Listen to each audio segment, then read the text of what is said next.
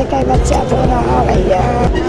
मैं तो नहीं रहा साहब जब खबर आई है। भैया हम क्या बताएं, हमारे ऊपर क्या बीतती है। मेरी आखिरी मुलाकात मोबाइल में 5 दिन पहले हुई। सिक्किम में जान गंवाने वाले शहीद प्रदीप पटेल का पार्थिव देह शाम 5:19 पर विजय राघवगढ़ स्थित गृह गांव हरदुआ कला पहुंचा। यहां हजारों की संख्या में लोगों ने नम आंखों से शहीद को अंतिम विदाई दी। इस दौरान बीजेपी प्रदेश अध्यक्ष और स्थानीय सांसद वीडी शर्मा ने शहीद प्रदीप पटेल की स्मृति में गांव के अंदर प्लेग्राउंड बनाने की बात कही, जिससे स्थानीय युवा कड़ी मेहनत करते हुए सेना में जाकर देश की सेवा कर सके। कटनी मुख्यालय से 28 किलोमीटर की दूरी पर बसा छोटा सा गांव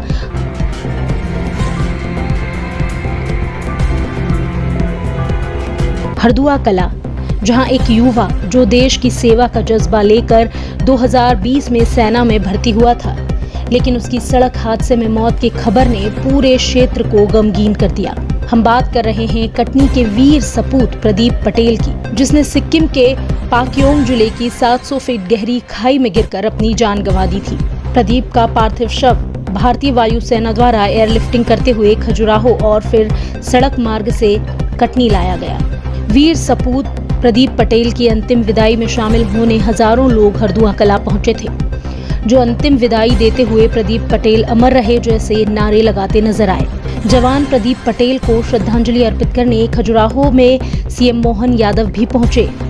वहीं कटनी के हरदुआ कला ग्राम पहुंचे सांसद वीडी शर्मा, राज्य मंत्री लखन पटेल, प्रभारी मंत्री उदय प्रताप सिंह सहित विधायक संजय पाठक और धीरेन्द्र सिंह ने वीर गति पाने वाले प्रदीप पटेल को पुष्प चक्र अर्पित किया, श्रद्धांजलि दी। विधायक ने शहीद को कंधा भी दिया।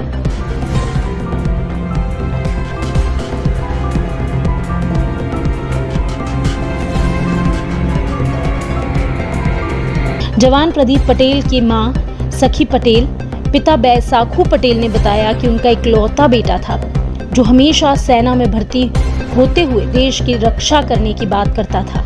2 बहनों के बीच एक भाई, वो सभी का लाडला था, पूरे घर का भरण पोषण करता। यही नहीं, बड़ी बेटी का एक बेटे को पढ़ा लिखा कर सेना में भर्ती करने के लिए अपने पास रखा हुआ था, लेकिन अब सब कुछ छूट गया। पिता ने कहा, अब हमारा कुछ नहीं बचा। मेरा बेटा है। आपको कब खबर लगी कि आपका बेटा शहीद हो गया है? 2:30 बजे हमको खबर मिली भैया। 2:30 बजे खबर हमको मिली, दोस्त के में फोन आया था। क्या बताया उन्होंने? उन्होंने बोला साहब वहाँ से फोन लगाया है। बोला हाँ सर। कौन बोलते हो? प्रदीप की मम्मी बोलते हैं। बोलते हैं किसका मोबाइल है? मैं बोला प्रदीप के दोस्त का मोबाइल है। तो बोला तुम मोबाइल लिए रहना, तो मैं आ गई है तो लेके आया मेरे घर। बोलता है कि तेरा भैया बात करने। मैं बोले क्या भैया? कहा दीदी नमस्ते, आपका ठीक है? ये बोला है। सपना वाले सर बोले थे। आपकी आखिरी बार बात कब हुई? 2:30 बजे बोले। आपकी अपने बेटे से आखिरी बार बात कब हुई है? कब आया रात? 9 बजे रात का जन्ना खत्म हुआ, उस 9 बजे रात में। एक दिन पहले फिर सवेरे 9 बजे 10 बजे खत्म हो चुका है। हम नहीं जानते। क्या बताया था उसने जब आपकी बात हुई? मेरे बात हुई तो बोला माँ तबीयत पानी अच्छी है। मैं बोले हाँ भैया। का पापा का बताओ घर में है? का अम्मा मोबाइल नहीं बना? बताओ नहीं बना है मोबाइल भैया। का मोर दोस्त बनवा दी अम्मा, काल से बात रोज करे बताओ। हाँ बस इतना ही बात भई है। कब से था सेना में आपका बेटा? कब भर्ती हुआ था? आप भैया हम लगभग 3.5 वर्ष। सबसे छोटा था। तो आपके परिवार में जो सबसे लाडला दुलारा भी रहा होगा? लाला दुलाला मेरा एक ही बच्चा तो रहा भैया। मैं तो नहीं रहा साहब जब खबर आई है। मैं घर में नहीं रहा। हम नहीं रही है। परिवार में कौन कौन है? परिवार में हम जो ही है, नाती है हमारा। और ये आपका इकलौता बेटा था? हाँ। और इसके अलावा और कितनी संतानें हैं आपकी? बहन की है ना, हमारे लड़की की संतान है, नाती। सेना में कब गया हुआ था? सेना में कब गया था और क्या कुछ सूचना मिल रही आपको? सेना में तो साहब मैंने बता था, पढ़े लिखे नहीं हूँ मैं। 2-3 साल हो गए। हाँ, चौथा साल। 14 साल पहले 2019 में हुआ था ना? 2019 में क्या बोल के गया ना? उसके बचपन से क्या इच्छा थी सेना में जाके कुछ करने की इच्छा थी? वहाँ खरीद से मैं नौकरी कर रहा हूँ, फौज में करी हूँ, फौज में करी नौकरी से। इसकी सेवा की इच्छा थी। हाँ। उसकी पढ़ाई लिखाई कहाँ पर हुई है? पढ़ाई हाथुआ में भाई है, पिंजौरा में भाई है, फिर इसके बाद में कटनी में पढ़ा है।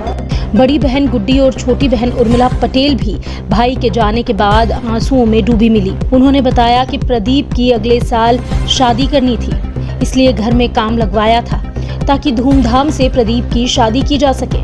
वो इसी रक्षाबंधन के पहले आया था। अक्सर सेना में कैसे काम करना पड़ता है वो बताता था। आखिरी बार उससे जब बात हुई तो उसने कहा था कि यहाँ खूब ऊंची ऊंची पहाड़ी है, मैं बाद में बात करूंगा। और दोपहर में पता चला कि वो अब नहीं रहा, देश के लिए कुर्बान हुआ है। लेकिन हमारा भाई गया तो ऐसा लगा जैसे धरती फट गई और हम उसमें समा जाएं। मेरा भैया 2019 की भर्ती में गया था। और उसके बाद कब कब घर आया? उसके बाद सर आता रहता रहा, 4 महीना में आ जाता रहा है। अभी 12 तारीख उस महीने में आया था, 14 को आया था, 12 को चला गया था। 12 को चला गया। आपकी आखिरी मुलाकात कब हुई है? हमारी जिस दिन गया 12 तारीख को, मेरे घर कटनी में है, मैं कटनी में रहती हूँ। वहाँ मेरा भैया आता था, मेरे से पहले मिल के जाता था।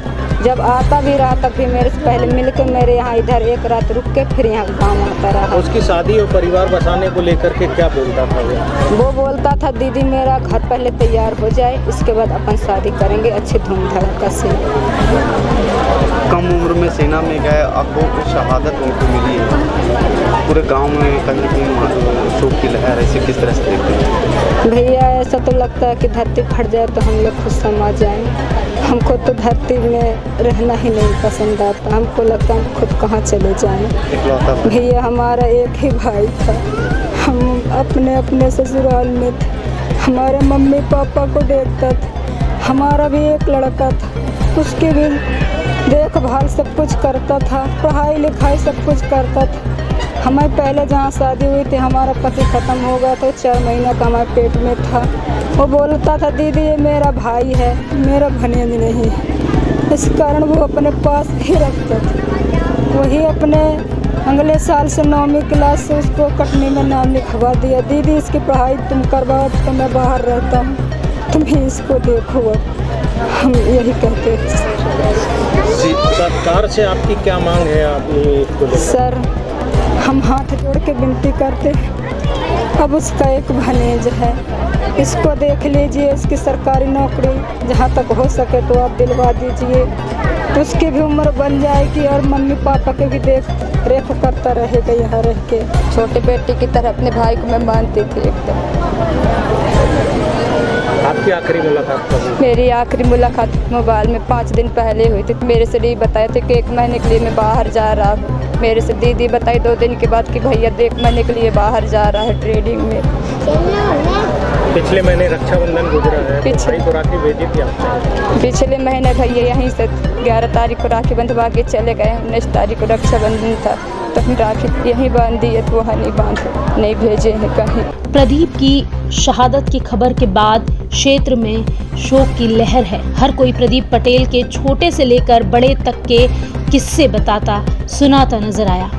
तभी तिरंगे में लिपटे ताबूत में सेना की गाड़ी 24 वर्षीय प्रदीप पटेल की बॉडी लेकर आई, जिसे विधायक संजय पाठक और वीडी शर्मा ने कंधा दिया, घर के अंदर ले गए, परिजनों को हिम्मत बंधाई। इसके बाद वहां पहुंचे सेना के जवानों ने गार्ड ऑफ ऑनर देते हुए अंतिम यात्रा तक लेकर शमशान घाट पहुंचे। राष्ट्रीय गान के साथ फायरिंग करते हुए वीर सपूत प्रदीप पटेल को सम्मान दिया गया। बीजेपी प्रदेशाध्यक्ष वीडी शर्मा ने इस दौरान मीडिया से बातचीत की।